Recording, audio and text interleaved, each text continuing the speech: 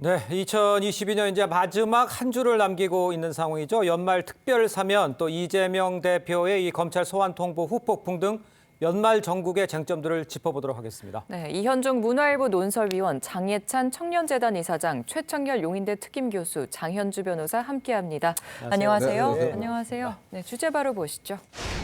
자, 사면 이야기부터 좀 해봐야 될 것 같습니다. 이명박 전 대통령과 또 김경수 전 경남지사를 비롯해서 정치인들의 연말 특별 사면 대상에 지금 올라 있는 상황이죠. 김경수 전 지사에 대해서는 복권이 없는 사면 이야기도 나오고 있고 일단 윤 대통령의 결정만 남아있는 상황인데 이 사면 이야기를 좀 정리를 좀 해주시죠. 일단 이 사면 절차는 이제 법무부에 사면위원회가 있습니다. 네. 거기서 여러 가지 심사를 해서 예. 대통령에 올리면 대통령이 최종적으로 국무회의를 거쳐서 일단 예. 확정되게 돼 있죠. 예.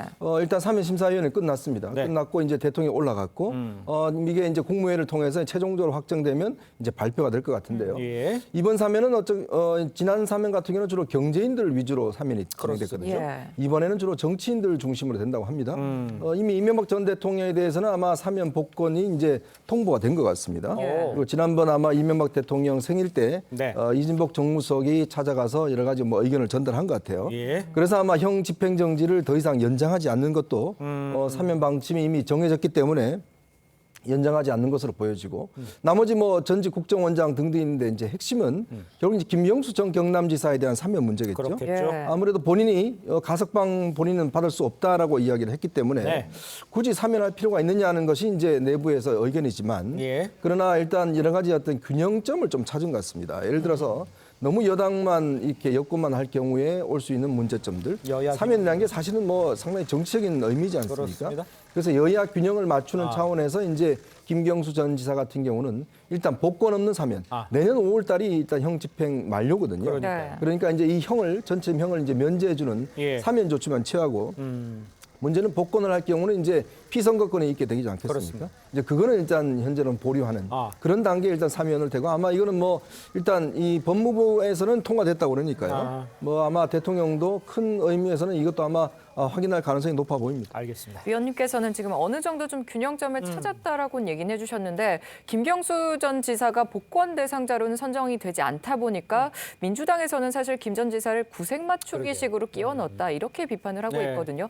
국민의힘에서는 또 여전히 그 혐의를 좀 거론하면서 여론 조작은 좀 중대한 범죄다라는 입장인데 어떻게 보십니까? 사실 이명박 전 대통령이나 김경수 전 지사나 두 분 다 모두 다 대법원에서 형이 확정돼서 지금 실형을 살고 계시는 예. 상황이거든요. 그런데 누구의 범죄가 더 중하냐 이제 이런 식으로 또 비교하기 시작하면 또 끝없는 논쟁이 될 것 네, 같습니다. 그렇게 따지면 사실 이명박 전 대통령도 횡령이나 배임 혐의로 징역 17년이라는 중형을 선고받고 네네. 지금 현재 그 형을 집행 정지 중이긴 했지만 형을 살아야 하는 그 확정된 형을 받은 상태였기 네. 때문일 예. 텐데요.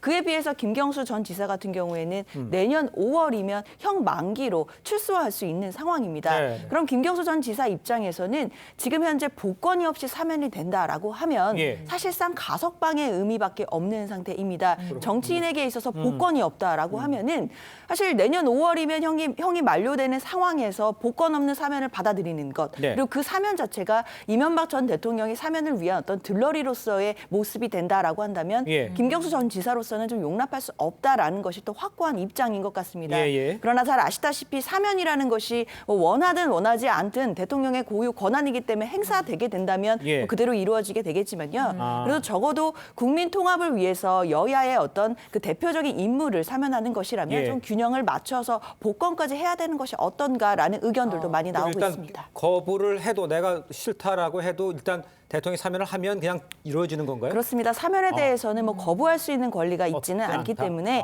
그렇지만 일단 김경수 전 지사로서는 본인의 의견을 표명한 정도, 정치적인 메시지를 낸 정도로 해석해야겠습니다. 알겠습니다. 교수님께 이렇게 여쭤볼게요. 그럼 김경수 지사가 이제 사면을 해서 나오면 어떻게 친문 진영의 구심점 역할을 하고 어떻게 영향력을 행사할 수 있는 상황이 됩니까? 일단 복권이 안 됐기 때문에 나올 수는 없지만 총선에 복권이 안 2028. 됐으니까 이제 선거에 나올 수가 없는데 예. 이제 사면 복권이 동시에 되는 경우도 있고 사면을 한 다음에 선거 앞두고 복권된 경우도 굉장히 많아요. 네. 그러니까 이제 복권을 안 했다고 해서 선거를 그런 것은 앞으로 아니다. 선거가 많이 남았으니까 그건 나을 수 없는 일이고 단지 이제 민주당 내에서 지금 이재명 대표에 대한 사법 리스크 예. 이 부분이 점점 구체화될 가능성이 높잖아요. 네. 이 상황이 이러면은 지금 민주당 일부에 아직은 의견이긴 하더라도 네. 당대표의 사면 리스크 때문에 너무 당이 관여하는 게 안 좋다라는 그런 일각의 의견이 있거든요. 예. 네. 그렇다면 친문 진영의 구심점 역할을 할 수 있다고 생각해요. 김경수 전 지사가 뭐 정치적 영향력이 대단해서가 아니라 네. 어쨌든 간에 노무현 대통령의 마지막 비서관이었고 하는 예. 그런 상징성이 있거든요. 네. 그렇기 때문에 아마 민주당 내에서는 나름 역할을 할 수 있다고 생각합니다. 예. 복권 문제는 전 나중에 또 저는 복권될 수 있다고 생각하기 때문에 네. 예. 사면 복권이 동시에 안 됐다고 해서 그게 잘못됐다라고 하는 건 좀 무리인 것 같아요. 예. 알겠습니다. 장혜찬 이사장께서 보시기엔 이번 사면과 관련된 어떤 의견을 갖고 계십니까? 그러니까 솔직히 제 주변의 젊은 세대들은 아니 죄 지은 사람들이 왜 이렇게 말이 많냐라는 시각을 가지고 있습니다. 이게 뭐 사면이 본인들 정치적 영향력이 높으면 당연히 받을 수 있는 권리인 게 아니잖아요. 네, 예. 그렇죠. 죄를 지었고 거기에 따라서 형을 사는 건 너무나 당연한데 그럼에도 불구하고 대통령의 직권으로 사면이나 복권을 해주는 것이기 때문에 네. 받는 입장에서는 겸허할 필요가 있어요. 여당이 지적한 것처럼 어디 독립운동하다가 감옥 간 거 아니지 않습니까? 그런 의미에서 이 김경수 전 지사가 남겼던 이 가석방 불언서인가요? 예. 그런 편지는 민주주의와 법치의 원칙을 좀 부정한 것이고요. 한 가지 더 제가 장부드리자면 이제 사면 복권이 되실 이명박 전 대통령께서도 나오셔서 국민들에게 뭔가 메시지를 던질 때 예. 그래도 본인의 어떤 정치적 잘못이나 책임에 대해서는 겸허히 인정하고 반성한다라는 통합적인 메시지를 내주신다면 네. 김경수 전 지사는 부각되는 우리 사회 어른 역할을 할 수 있지 않을까. 보수든 진보든 그 형량이 뭐 길든 짧든 간에 예. 죄를 지어서 확정 판결을 받으신 분들은 사면 복권이라는 절차 앞에서 국민들 앞에 한껏 자세를 낮춰줬으면 좋겠다라는 솔직한 바람을 좀 전해드리고 싶습니다. 알겠습니다. 예. 자, 저희는 다음 주제로 넘어가 보도록 하겠습니다. 영상으로 만나보겠습니다.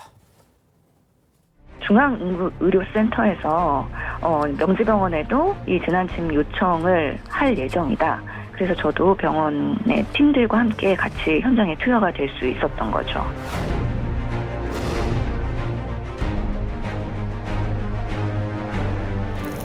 신현영 의원은 닥터카를 콜택시쯤으로 생각한 것입니까?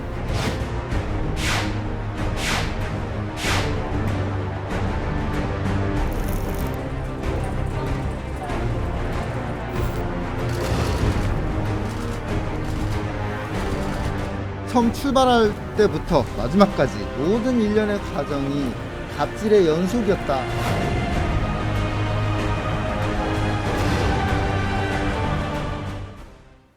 자, 민주당 신현영 의원의 이 닥터카 탑승 논란 짚어보도록 하겠습니다. 신 의원 여러 의혹에 지금 침묵하는 가운데 매일 지금 새로운 의혹들이 좀 제기가 되고 있습니다. 어제 저희 단독 보도에 의하면요, 신 의원 재난 핫라인을 통해서 차량을 부른 것으로 알려졌는데 이때 응급의료 컨트롤 센터와 사전 조율이 없었으면서도 자신도 같이 가기로 했다. 이렇게 말한 것으로 지금 확인이 됐다고 합니다. 이렇다면 이현정 의원이 이거 네. 명백한 뭐 갑질이 아니라 이거 거짓말 아니에요?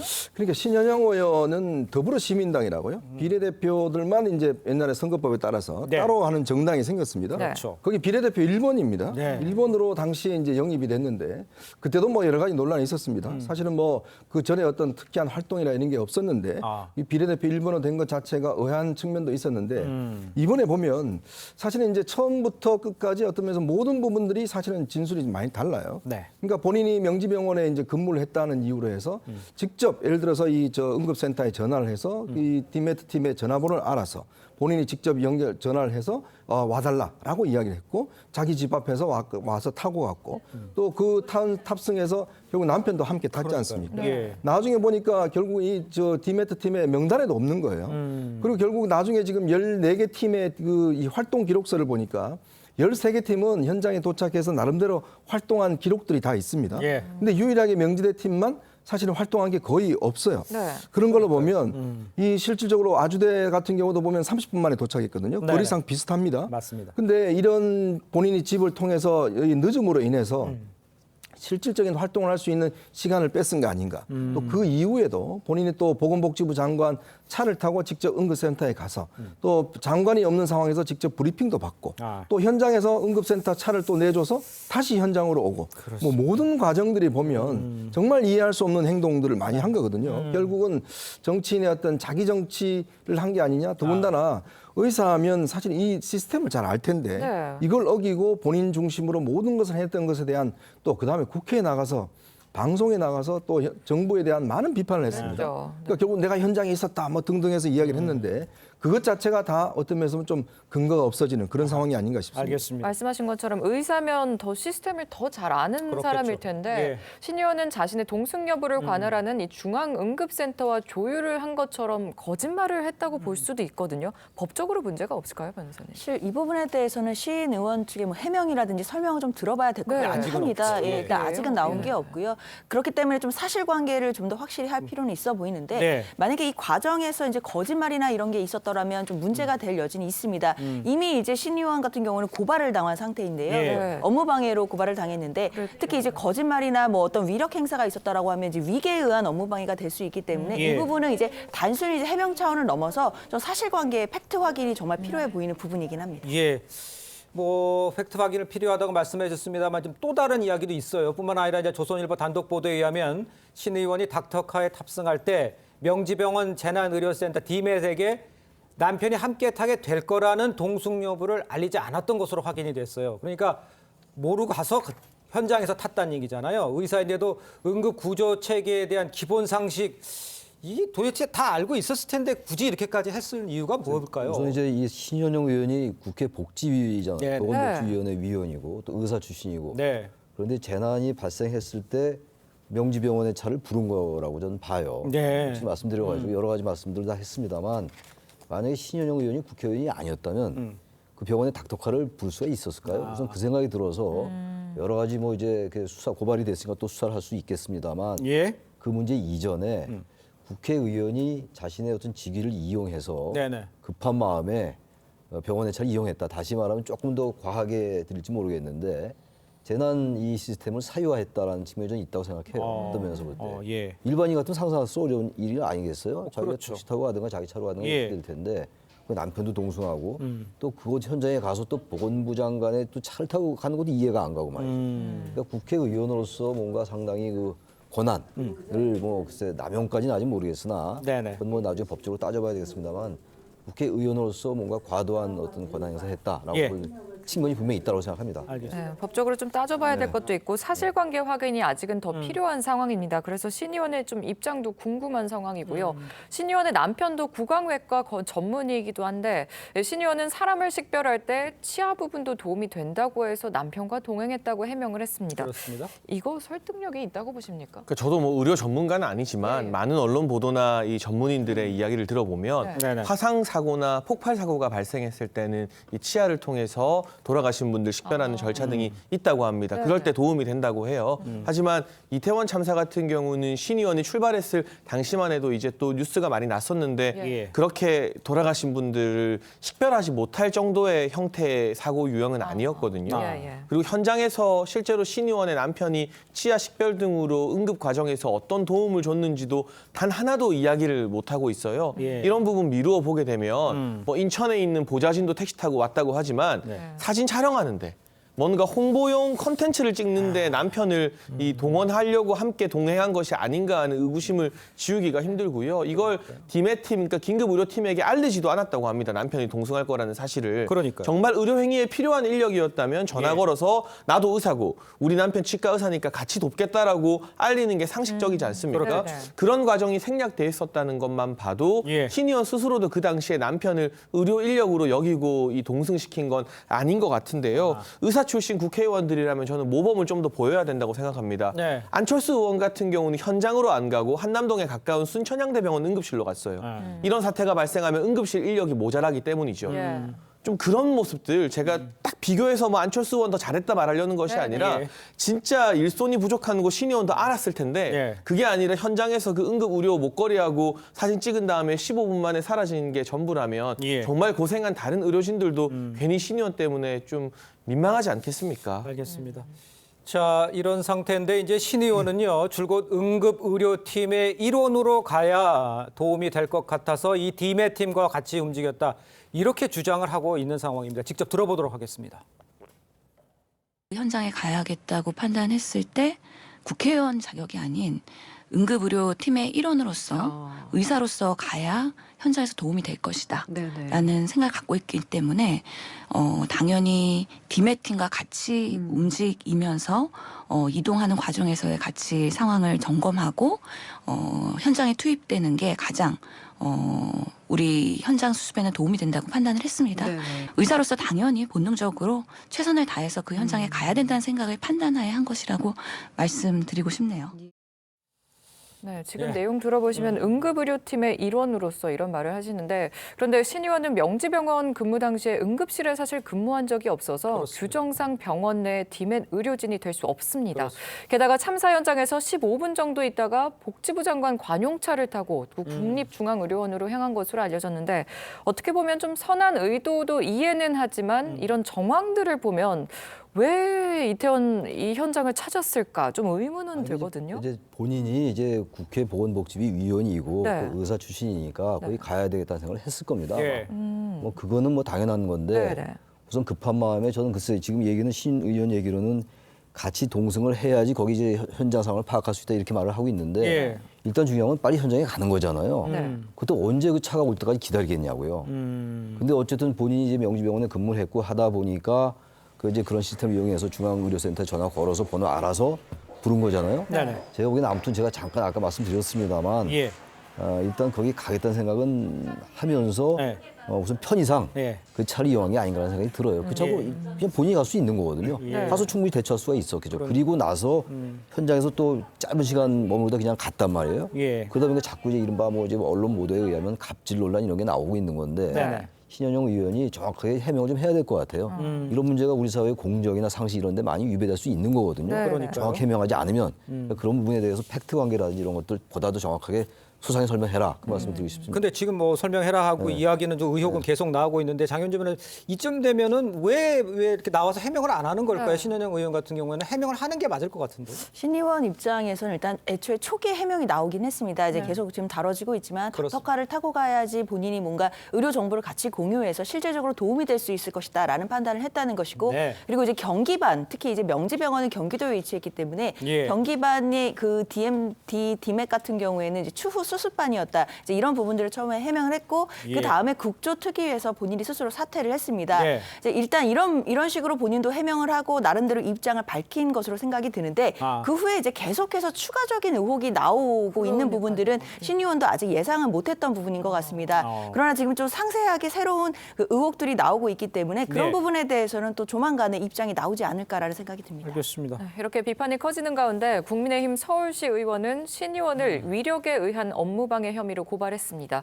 경찰은 수사에 착수한 상황이고요. 근데 국회의원으로서 사실 어떻게 책임져야 한다 이런 게 있을까요?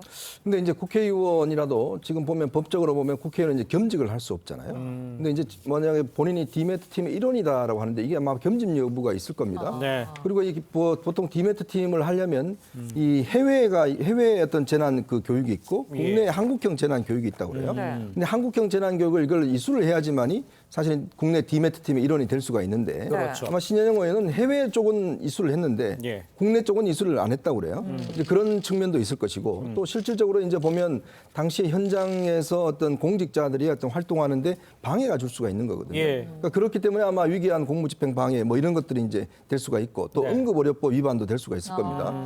왜냐하면 응급의료법에는 구급차 등에 대해서 어떤 면에서 이 활동을 방해한다든지 예. 충분히 이럴 경우에 이제 처벌이 될 수가 있는 거거든요. 근데 이 닥터카 같은 경우는 구급차는 아니지만 구급차에 준하는 그 등자에 포함될 수가 있는 거거든요. 네. 왜냐하면 의료진, 응급 의료진과 그다음에 예. 구급사, 그다음에 간호사 등등이 이제 현장에 파급되기 위해서 타는 차기 때문에 예. 충분히 아마 그 범주에 들어갈 수가 있기 때문에 이 행동도 본인 일원이 아니면서 그다음에 신분증도 폐용하고 그러니까요. 했다는 걸 보면 이 활동을 방해하기 위한 어떤 그런 목적도 된다 그러면 네. 아마 이 부분도 아마 상당히 의율될 수 있는 가능성도 있을 것 같습니다. 그렇군요. 알겠습니다.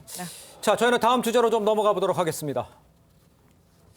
자, 이재명 대표 사법 리스크 좀 짚어보도록 하겠습니다. 23일 지난 금요일이었죠. 국회 본회의에서는요. 뇌물수수 혐의를 받고 있는 농내 의원 체포 동의안이 보고가 됐습니다. 민주당 내부에서는 부결적으로 방향을 잡고 가는 분위기다 이런 이야기가 나오고 있는데 이재명 대표에 대한 이 검찰 소환 통보 문제와 얽혀서 지금 민주당의 고민이 아마 많을 것으로 예상이 되는데 일단 장현주 변호사께서 보시기에 노웅래 의원 같은 게 당내 분위기는 어떻습니까? 노웅래 의원 일단 분위기 자체는 크게 지금 얘기를 안 하는 분위기이기는 그래요? 합니다. 예. 왜냐하면 이 부분을 당론으로 정해서 결정한다기보다는 의원들이 무기명 투표이기 때문에 개인의 선택에 맡긴다는 것이 이제 당의 입장입니다. 예. 그러다 보니까 일단 뭐 부결이나 가결 이 부분에 대해서는 특별히 뭐 공식적으로 말씀을 나누시는 분위기는 아닌 것 같고요. 예. 다만 이 부분이 계속해서 말씀드린 것처럼 무기명으로 투표를 하는 것이기 때문에 일단 결과가 28일 본회의 때 어떻게 나올지는 좀 예측하기가 좀 어려운 상태입니다.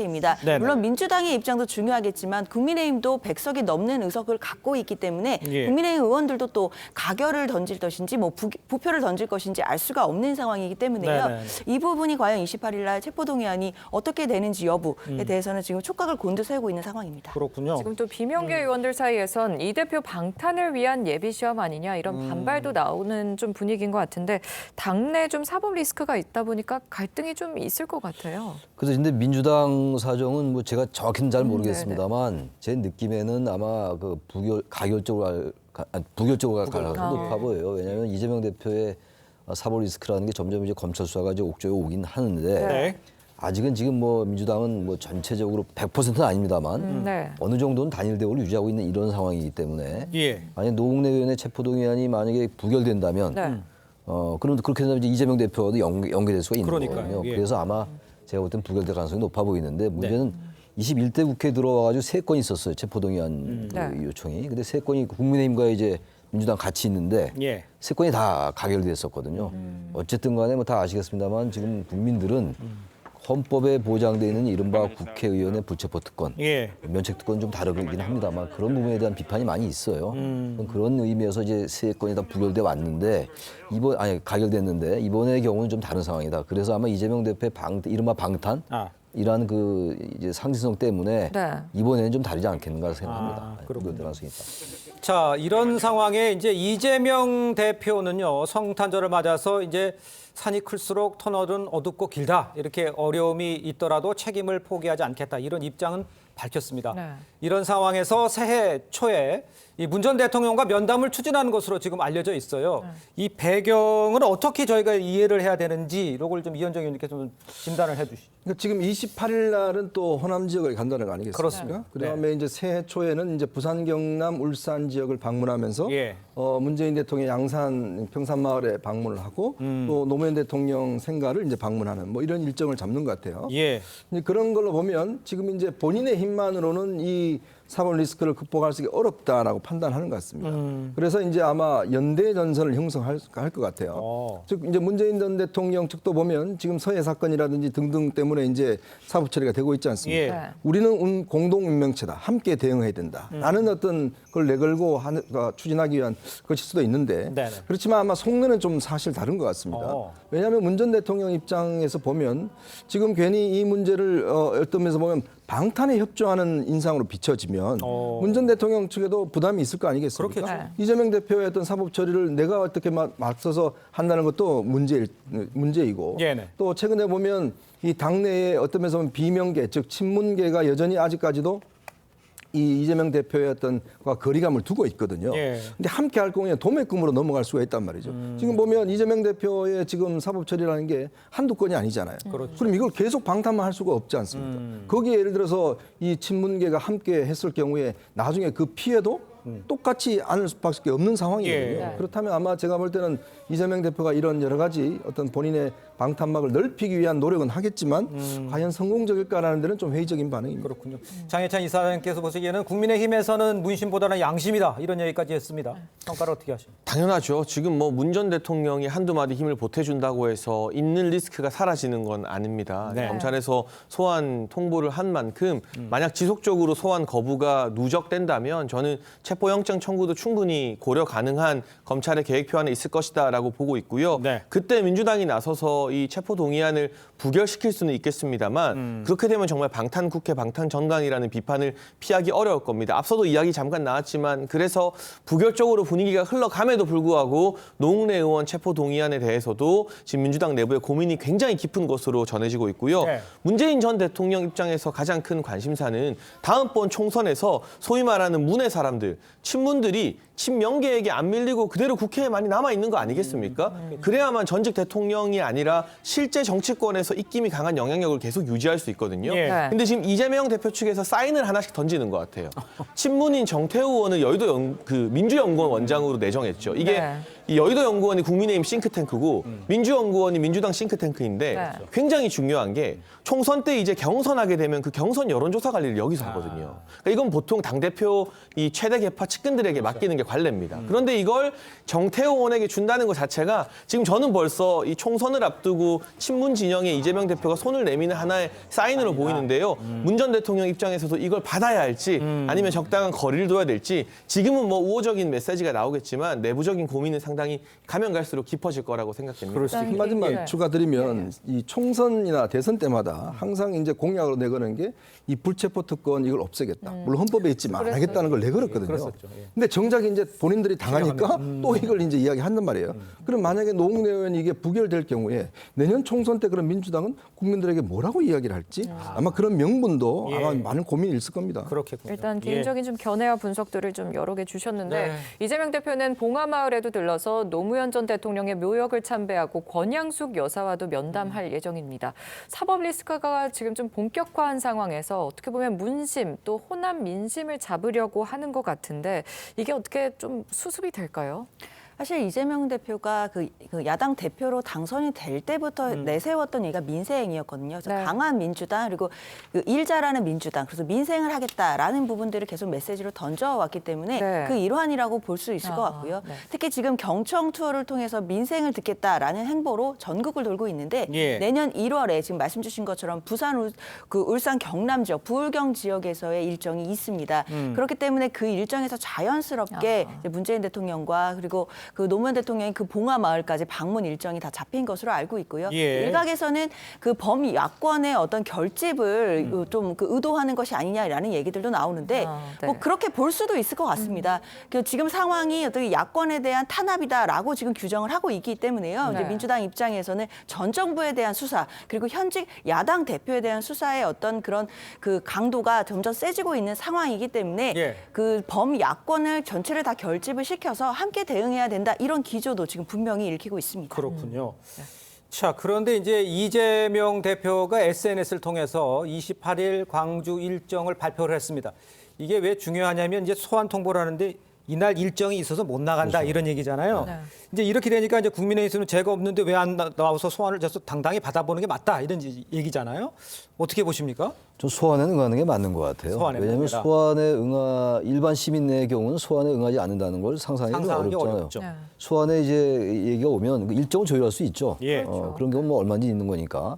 근데 지금 이 얘기는 일정 조율의 문제가 아니라 소환을 이제 안 하겠다, 불응하겠다라는 얘기인데 그렇겠죠. 응하지 않겠다라는 얘기인데 처음에는 보도가 나오기를 소환 일정 조율이다 이런 얘기가 나오기도 했어요. 네. 근데 이제 이 기류가 바뀌었는데 저는 아무튼 지금 이재명 대표에 대한 사법 리스크가 한 서너 가지 된단 말이죠. 네네. 근데 아무튼 이런 부분들에 대해서 지금 뭐 이재명 대표나 민주당의 이제 주류는 아무튼 이건 정치 탄압이다, 야당 보복이다라고 얘기하고 있기 때문에 그렇게 하려면 가서 밝힌 게 낫죠.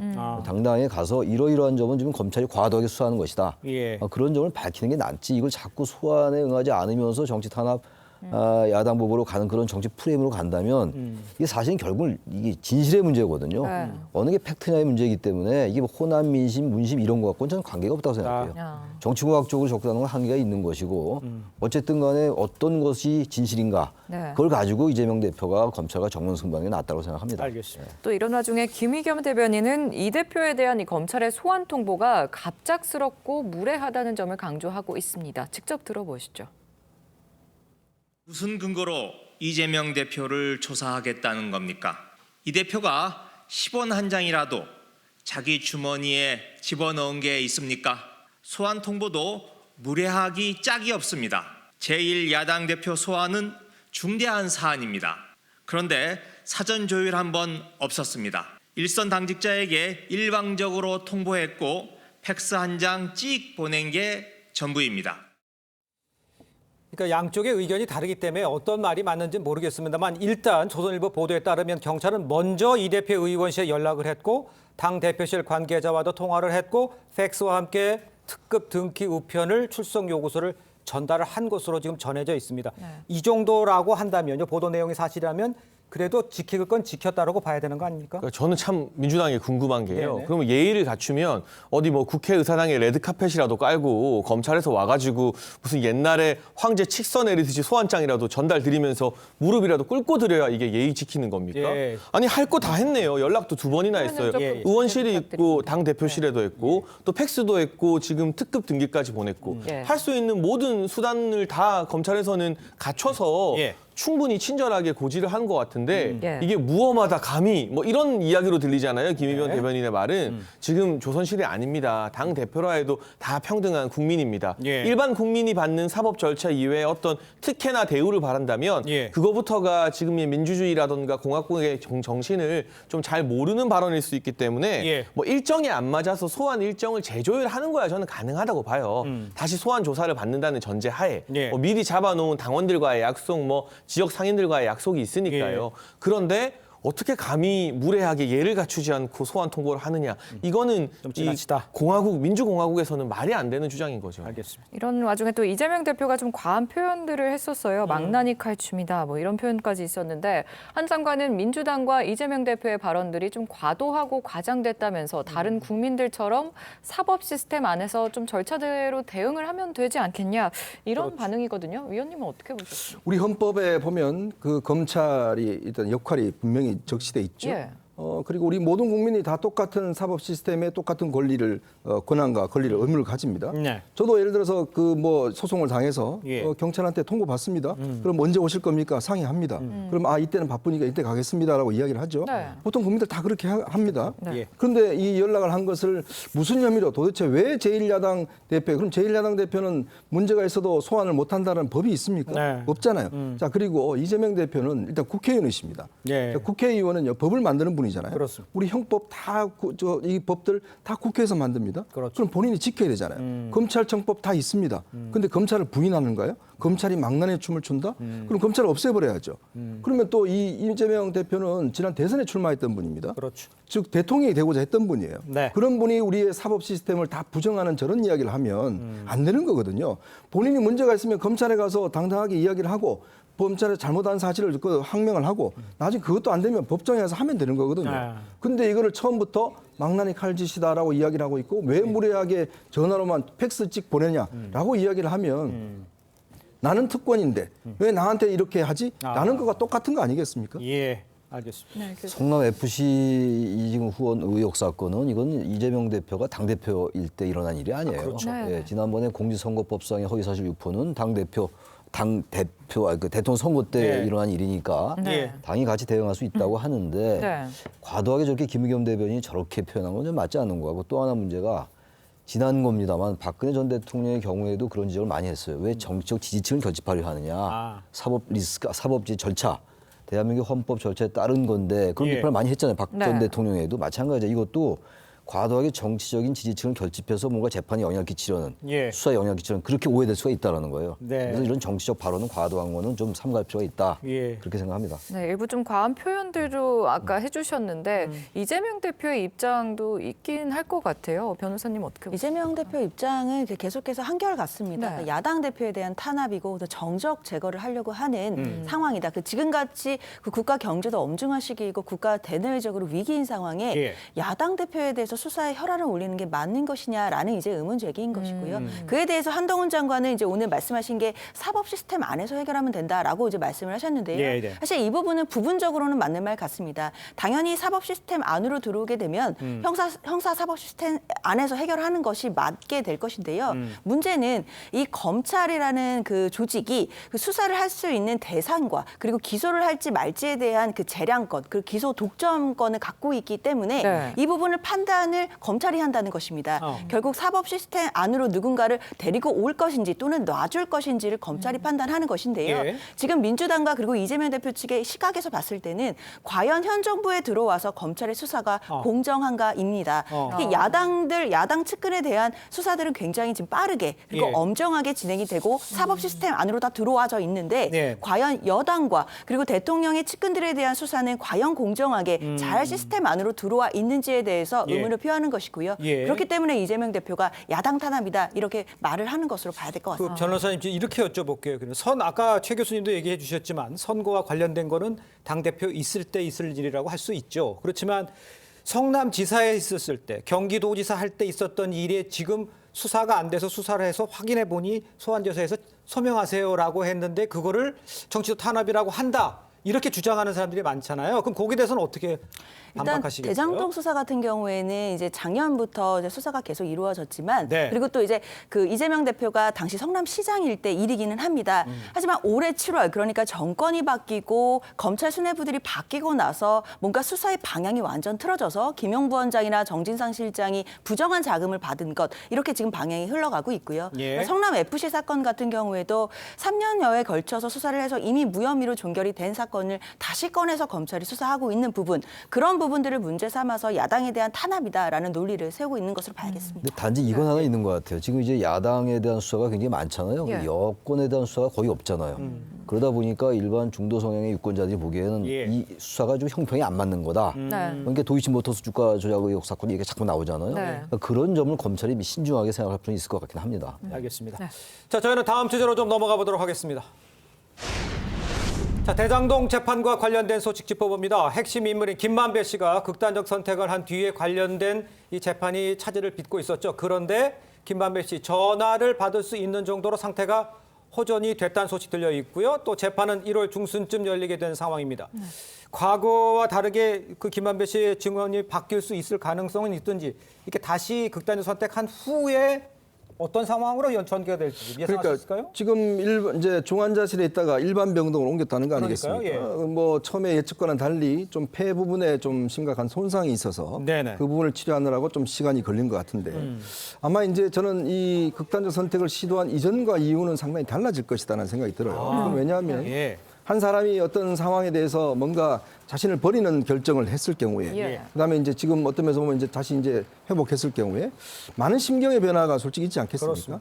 그런 측면들은 아마 이제 있을 것이고 또 하나는 검찰이 과연 그러면 이 김만배 씨의 신병을 다시 확보해야 되느냐 안 해야 되느냐 고민이 있을 거예요.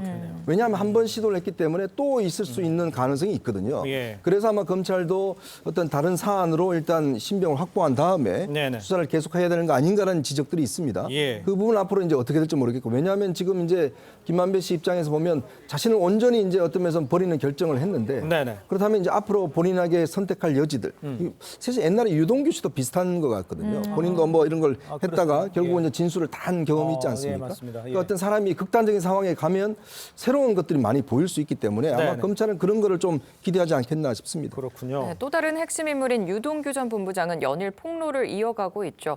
유동규 전 본부장이 지난해 대선을 앞두고 이재명 대표에게 친문 의원인 윤건영 의원을 소개해주고 대통령 당선에 대비해서 좀 인재를 찾는 역할을 했다. 이렇게 주장을 하고 있는데 이거 내용 좀 알려주시죠. 네, 사실 이 윤건영 의원이라고 하면 단순히 민주당의 초선 의원이 아니라 네. 문재인 전 대통령의 복심으로 통하거든요. 그래도. 청와대 국정상황실장을 했어요. 그렇습니다. 그런데 대선 경선이 한창일 때 윤건영 의원이 이재명 대표를 만났다는 사실이 만약 그때 알려졌다면 민주당 내부에서 난리가 났을 겁니다. 네네. 그 가지는 정치적 의미와 민감성이 상당치가 않아요. 그런 중요한 만남을 이 주재한 당사자가 바로 유동규 전 본부장이라는 것은 네. 유 전 본부장이 뭐 공식적인 지위와 무관하게 이재명 대표 측에서 상당한 비중을 지닌 인사였다는 뜻이고 네. 따라서 그가 이야기하는 폭로들의 사실일 가능성이 더 높아진다는 중요한 하나의 단서이자 정황 증거가 됩니다. 네. 근데 여기에 대해서 이제 이재명 대표 측에서는 일방적 주장일 뿐이다, 뭐 단순 배석이다 등등 여러 가지 말을 흐리고 있는데요. 예. 저는 유동규 전 본부장이 아주 예전부터 이재명 대표 캠프에 깊숙이 참여했다는 확고부동한 증거가 있다고 생각합니다. 바로 2014년인데 그때 성남시장 재선하기 전에요. 예. 유동규 전 본부장이 성남시 도시개발공사에 있다가 사표 쓰고 나옵니다. 그리고 이재명 대표가 재선에 성공하니까 다시 들어갑니다. 이거 전형적인 별정직 공무원들이 선거 돕고 다시 영전하는 그 루트거든요. 예. 그러니까 여의도를 조금만 경험해 본 분이라면 단순히 캠프에 관여하지 않은 인사가 선거 전에 사표 냈는데 선거 이기고 어떻게 다시 복직을 합니까? 회사 예. 들어가는 게 그렇게 쉽나요? 아니잖아요. 이거는 아주 선거에 깊숙이 관여했기 때문에 민간인 신분으로 선거를 도와주고 다시 이제 부름을 받았다라고 해석할 수밖에 없는 증거라서 예. 유 전 본부장이 부부장이 캠프에서 뭐 어떤 임명장은 안 받았을지 몰라도 예. 핵심적인 역할을 했다는 많은 증거들은 차고 넘치는 상황 같습니다. 장현주 변호사님, 지금 이 얘기의 핵심은 그 유동규 본부장이 과거에 이제 이재명 당대표가 몰랐다 이렇게 얘기하는 것을 갖다가 나는 이런 일까지 했고 깊이 관여했다 이런 걸 증명해 줄 수 있는 자료일 수 있잖아요. 여기에 대해서 뭐 단순히 일방적으로 만났다라고 해명을 하는데 그건 어떻게 이해해야 되고 어떤 내용이라고 생각하십니까? 사실 유동규 전 본부장이 하는 얘기는 앵커님 말씀 주신 것처럼 결국에는 본인이 그 이재명 대표와 대장동 일당을 연결해주는 고리가 되었다. 그 역할을 했다라는 것을 좀 증명하고자 하는 얘기로 봐야 될 것 같습니다. 예. 그러니까 유동규 전 본부장이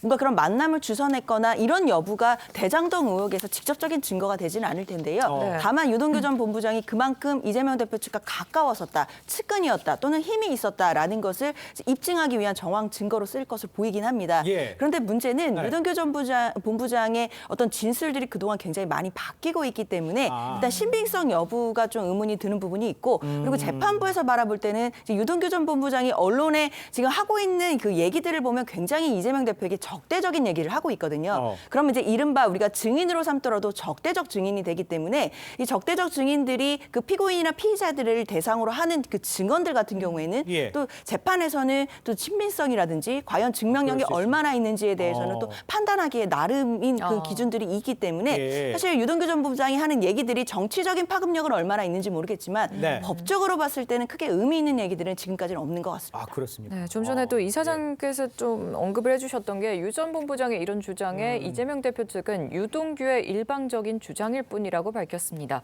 그런데 이에 대해서 유 전 본부장은 자신의 주장을 부인하면 낱낱이 말씀드리겠다고 또 폭탄 발언까지 예고를 했습니다. 직접 들어보시죠. 민주당에서 어제 SBS 보도와 관련해가지고 부부장님의 일방적인 주장이라고 얘기를 하고 있거든요. 아 너무 웃깁니다. 예. 정말 그 양심이 조금이라도 있는지 모르겠는데 다음에 또 그러시면은 제가 어떻게 만났고 어디서 만났고 그다음에 몇 번을 만났고 제가 낱낱이 말씀드리겠습니다. 그분들이 자꾸 거짓말 하시면 진실로 한번 확실하게 가려드리겠습니다. 자, 저 정도 유 전 본부장의 추가 폭로 예지가 이런 예상할 수 있는데 이재명 대표 수사에 미칠 영향도 어떻게 예상을 할 수가 있는 거예요? 일단 이제 선거법 위반 재판이 지금 진행 중이잖아요. 그렇죠. 네. 그러니까 3번 준비기일이 있고 이제 4차 재판이 이제 곧 진행 중인데 예. 아마 거기에 이제 김문기 씨 이제 유족들이 이제 아마 참석할 것 같습니다. 근데 여기서 결정적인 게 뭐냐면 유동규 씨가 당시에 호주 출장을 가서 같이 골프를 쳤다는 거 아니겠습니까? 세 명이서. 예. 그러니까 이 부분들은 아마 유동규 씨가 증인으로 채택돼서 증거할 가능성이 높아요. 그러면 이 유동규 씨의 이런 주장이 뭐냐면 지금 이재명 대표는 나 잘 모른다. 그리고 뭐 직원이었을 뿐이다라고 이야기를 하지만 그러니까 유동규 씨가 이 선거에 깊숙이 개입을 했고 본인 역할을 했다 그러면 그러니까 실질적으로 이재명 대표의 진술이 탄핵될 가능성도 있거든요. 왜냐하면 김문기 씨도 잘 알았고 함께 했다는 게 이제 사실 되면 이게 선거법 위반 사건에 영향을 미칠 수가 있습니다. 예. 또 하나는 이제 이게 미묘하게 지금 친명계와 이제 친문계 내부의 어떤 갈등을 유발할 소지도 있어요. 예. 왜냐하면 지금 이제 윤건영 의원을 이 지난 1월 달부터 만났다는 거 아니겠습니까? 1월 달부터. 그렇다면 이게 친문계가 소수 몇몇은 밤에는 이 이재명 대표 선거 운동을 한 게 아니냐. 이런 이제 갈등의 소지들. 또 이 윤건영 의원은 문재인 대통령의 핵심 측근이지 않습니까? 그러니까 문재인 전 대통령이 또 이걸 어떻게 바라볼지 뭐 등등 여러 가지 하여튼 이 던지는 파문이 상당히 정치적인 파장은 저는 있을 것 같습니다. 알겠습니다. 자, 정치권 소식은 여기까지입니다. 네 분과 인사 나누겠습니다. 고맙습니다. 네. 감사합니다. 감사합니다.